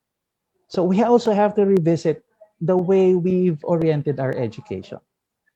So with that said, I think I'll end. I'd like to thank everybody for listening, for participating, especially the students. I'd like to thank Marshall for being a wonderful moderator, Attorney Chris, of course, and all the reactors, especially Dr. Nelka, and of course the awesome. That's all. Thank you. Thank you. Okay, thank you, Sir Eric. Thank you, Dr. March, also for your. I think we should end there, no? I want to add some points, but I think Sir Eric perfectly synthesized everything that we have to really start rebuilding this culture. All right, so that concludes our open forum. Thank you so much also to our students who actually commented and shared their thoughts via AdNoosa Facebook. It's so sad that we cannot really share this here because we have limited time, no? But yeah, again, thank you so much, Dr. March Fajardo and Dr. Eric Lagdameo, to our dear reactors and all our student reactors as well, who took part in this open forum. I hope for everyone, this webinar has been both informative. I think it's very, very informative and enlightening to all of us, no? Especially to our dear students. It's so sad that our teachers who are supposed to be here are actually on a institutional retreat. But I think there's a promise to do a rerun, Sir Sunny. Okay, so now to show our gratitude for our resource speakers for their time and effort, we now present this electronic certificate of appreciation. Let me read the citation. First, for Dr. Fajardo, the certificate reads, the Office of Student Affairs, Ateneo de Naga University, in cooperation with the Philippine Association of Practitioners of Student Affairs and Services, PAPSAS Region 5, presents this certificate of appreciation to Dr. Margarita Felipe-Fajardo in her grateful recognition in grateful recognition of her generosity as resource speaker in copy and paste, plagiarism, and how to avoid it, a webinar on promoting academic integrity in the new normal, held on January 2021. Given this 29th of January 2021 at the Ateneo de Naga University, City of Naga, Philippines, signed by Ms. Janice Tresvalles, the Program Officer for Student Welfare, Safety, and Ethics, Mr.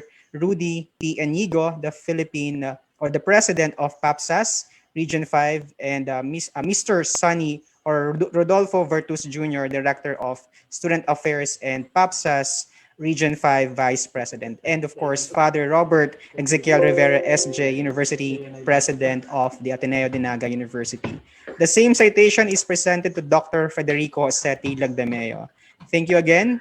Thank you so much to our resource speakers this afternoon.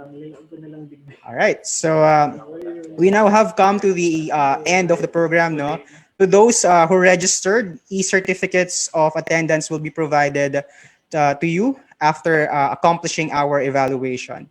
Actually, the link was already sent to your email. So we hope you enjoyed this webinar and gained new learnings from our program. So let us continue to practice honesty and promote academic integrity as a shared community in this new normal. So thank you everyone. This is Dr. Marshall Murillo. Ingat, Diyos mabalos po.